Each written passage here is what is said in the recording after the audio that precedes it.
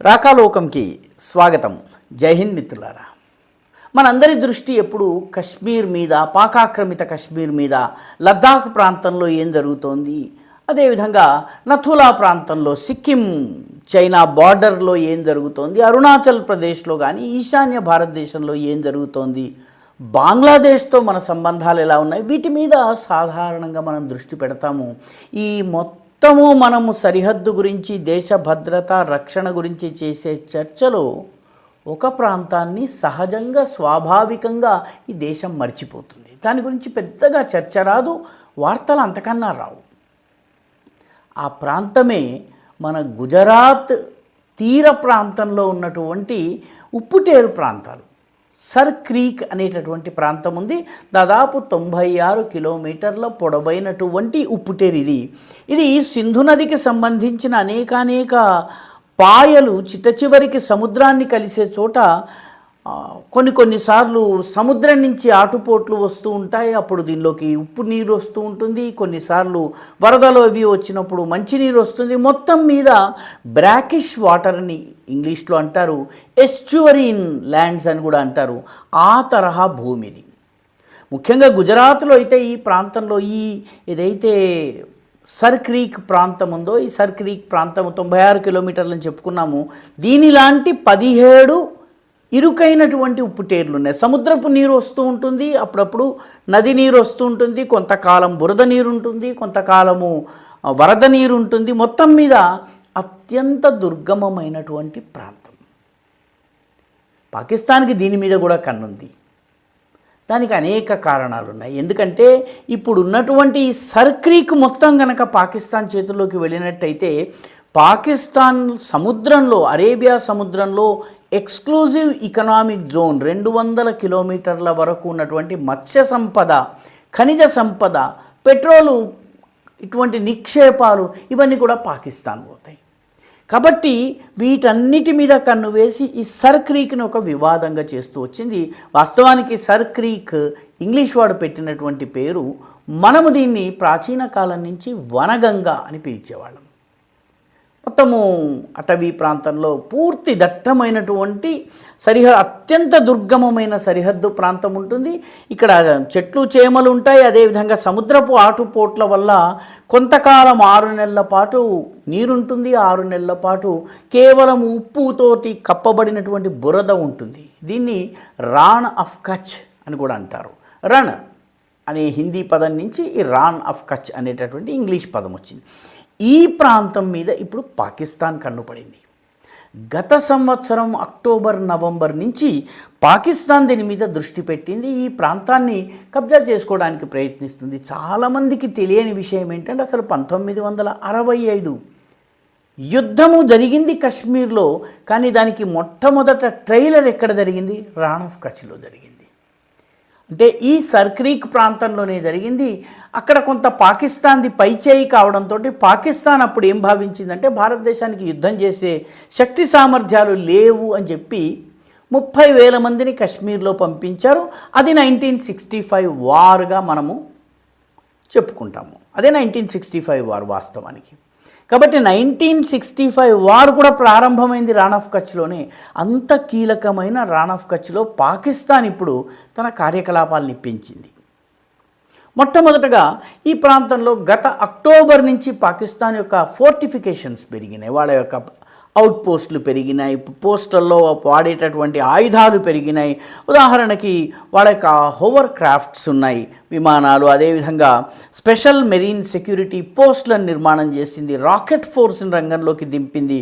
అదేవిధంగా వాళ్ళ elite naval service, special service group అని ఉంది. ఇది చాలా తీవ్రమైనటువంటి ఆపరేషన్స్ చేసేటటువంటి, అత్యంత కఠినమైన ఆపరేషన్స్ చేసే గ్రూపు. ఈ నేవల్ స్పెషల్ సర్వీస్ గ్రూప్ని కూడా నేవీ అక్కడ డిప్లాయ్ చేసింది. మొత్తం పాకిస్తాన్ ఈ ప్రాంతంలో ఒక ప్రాజెక్టుని ప్రారంభించింది. ఆ ప్రాజెక్టు పేరు అబాబీల్. అబాబీల్ అంటే ఏమిటి? అబాబీల్ అనేది ఇస్లామిక్ సాహిత్యంలో, ఇస్లాం చరిత్రలో ఇది కనిపిస్తుంది. అబాబీల్ అనేది ఒక రకమైనటువంటి పక్షి. ఇస్లాం చరిత్రలో మక్కా పైన శత్రువులు దాడి చేసినప్పుడు దేవుడు అనేక చిన్న చిన్న పక్షుల సైన్యాన్ని ఒక తండోపతండాలుగా పక్షుల మూకలు ఒకదాని తరువాత మరొకటి సముద్రపు వేవ్స్ లాగా అలల్లాగా వచ్చి ఈ శత్రుసేనల మీద పడ్డాయి. ఆ రకమైనటువంటి దాడి మేము భారతదేశం మీద చేస్తామని చెప్పేందుకు అబాబీల్, ఆ వచ్చినటువంటి వేవ్స్ ఏవైతే ఉన్నాయో వాటిని అరబ్బు భాషలో అబాబీల్, ఆ పక్షుల గుంపు ఏదైతే వచ్చిందో గుంపులు గుంపులుగా తండోపతండాలుగా ఒక వరుస తర్వాత మరొక వరుసగా వచ్చినటువంటి పక్షుల్ని ఇస్లామిక్ సాహిత్యంలో అబాబీల్ అనేటటువంటి పేరుతో పిలుస్తారు. ఇప్పుడు పాకిస్తాన్ రాన్ ఆఫ్ కచ్లో ఆ తరహా దాడి చేయబోతోంది. దానికోసము ప్రాజెక్ట్ అబాబిల్ని ప్రారంభించింది. ఇప్పుడు చైనా అదేవిధంగా తుర్కీకి చెందినటువంటి ఆధునికమైనటువంటి డ్రోన్స్, ఆయుధాలు వీటిని కూడా తీసుకొచ్చి అక్కడ మోహరిస్తున్నారు. అందుకే భారతదేశం కూడా దీనికి ఈ ప్రాంతంలో తన యొక్క గస్తీని పెంచింది, తన యొక్క అత్యాధునికమైనటువంటి ఆయుధాలని ఆ ప్రాంతంలోకి తీసుకెళ్ళింది. ప్రస్తుతము ఈ రాన్ ఆఫ్ కచ్ ప్రాంతం, ముఖ్యంగా సర్ క్రీక్ ప్రాంతం ఏదైతుందో దీని విషయంలో చాలా తీవ్రమైనటువంటి ఉద్రిక్తమైనటువంటి వాతావరణం ఉంది, టెన్షన్ ఫీల్డ్ వాతావరణం ఉంది. నిజానికి గత సంవత్సరం చాలామంది గుర్తించి ఉండరు. గత సంవత్సరము అక్టోబర్ ప్రాంతంలో మన రక్షణ మంత్రి రాజ్నాథ్ సింగ్ సర్ క్రీక్లో గనక పాకిస్తాన్ దుస్సాహసానికి పాల్పడితే పాకిస్తాన్ యొక్క జాగ్రఫీ మారిపోతుంది, హిస్టరీ కూడా మారిపోతుందని చెప్పి హెచ్చరించారు. చాలామంది ఏదో మామూలు స్టేట్మెంట్గా భావించి దాన్ని మర్చిపోయారు. ఆ తరువాత అక్టోబర్ నెలలోనే పాకిస్తాన్ యొక్క నేవీ చీఫ్ అయినటువంటి admiral Naveed Ashraf sir creek ప్రాంతంలో, పాకిస్తాన్ భూభాగం ఏదైతే ఉందో ఈ సర్ క్రీక్ అనే నాలాలోని మధ్య భాగము భారత పాకిస్తాన్ సరిహద్దు, అటువైపు ఉన్నది పాకిస్తాన్, ఇటువైపు ఉన్నది భారతదేశం. కాబట్టి ఈ మొత్తము మాదే అని పాకిస్తాన్ అంటోంది. అది కాదు, మధ్యలో అటువైపు మీది ఇటువైపు మాది, మధ్యలో బార్డర్ లైన్ ఉందని భారతదేశం అంటుంది.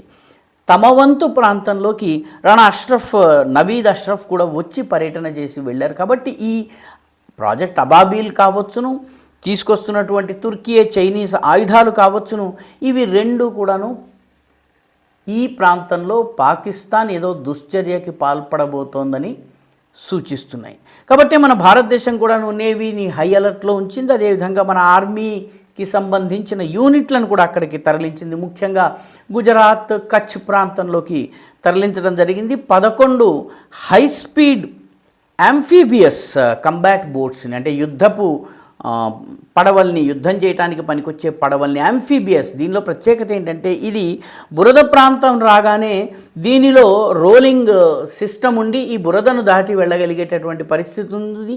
నీళ్లు రాగానే ఆ చక్రాలు విడ్రా అయిపోయి ఇది మామూలు నీళ్లలో ప్రయాణం చేయగలుగుతుంది. మామూలు నేల దొరికిన చోట అక్కడ చక్రాలు బయటకు వస్తాయి, ఆ చక్రాలు తిరిగి మామూలు చక్రాలు వస్తాయి, వాటితోటి ముందుకు వెళ్ళటానికి వీలుంటుంది. అన్ని రకాల పరిస్థితుల్లో పనిచేసేటటువంటి ఈ యాంఫీబియస్ బోట్లను భారతదేశం తీసుకొచ్చింది. ఇప్పటికీ అది మామూలుగా నేల మీద అయితే 10 నుంచి 15 కిలోమీటర్ల వేగంతో వెళ్తుంది. సముద్రంలో అయితే 40 నాటికల్ మైల్స్ వేగంతో వెళ్తుంది. 1952 కిలోల పేలుడు పదార్థాన్ని తీసుకెళ్ళగలుగుతుంది. దాంతోపాటు 12 మంది వ్యక్తుల్ని తీసుకెళ్ళగలదు. కాబట్టి అక్కడ ఉన్నటువంటి పరిస్థితులకు అత్యంత అనుకూలమైనటువంటి యాంఫీబియస్ బోట్ని తీసుకెళ్లారు.